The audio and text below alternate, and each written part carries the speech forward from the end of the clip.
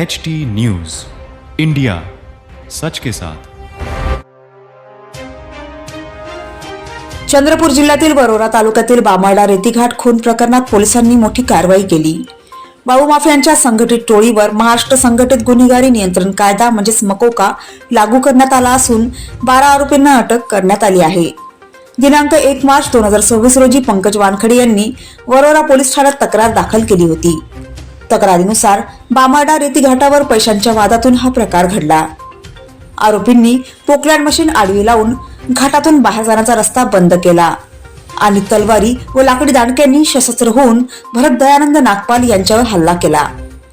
तलवारीने वार करून त्यांना गंभीर जखमी करण्यात आले आणि नंतर नदीतील खोल पाण्यात फेकून देत त्यांचा खून करण्यात आला।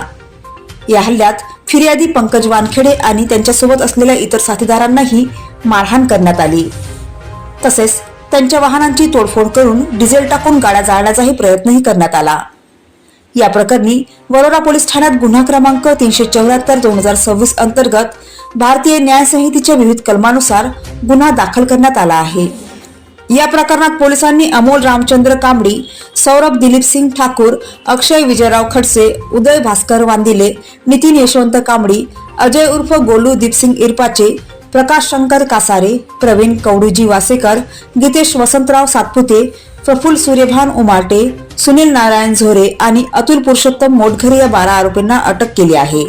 तपासादरम्यान आरोपींनी संघटित टोळी तयार करून आर्थिक फायद्यासाठी खुनाचा प्रयत्न, अवैध दारू विक्री, अवैध जुगार तसेच बेकायदेशीर वाळू उत्खनन आणि वाहतूक यासारखे गंभीर गुन्हे केल्याचे निष्पन्न झाले। त्यामुळे आरोपींविरुद्ध महाराष्ट्र संघटित गुन्हेगारी नियंत्रण कायदा 1999 अंतर्गत मकोका लागू करण्यात आला आहे। या प्रकरणाचा पुढील तपास उपविभागीय पोलीस अधिकारी प्रमोद चौगुले करत आहेत। ही कारवाई चंद्रपूरचे पोलीस अधीक्षक मुमक्का सुदर्शन, अपर पोलीस अधीक्षक ईश्वर कातकडे यांच्या मार्गदर्शनाखाली करण्यात आली आहे। प्रतिनिधि शाहरुख पठान। खबरों में अब तक के लिए बस इतना ही। फिर होगी आपसे मुलाकात ऐसी किसी बड़ी और खास खबर के साथ। तब तक के लिए नमस्कार और देखते रहिए HD न्यूज इंडिया।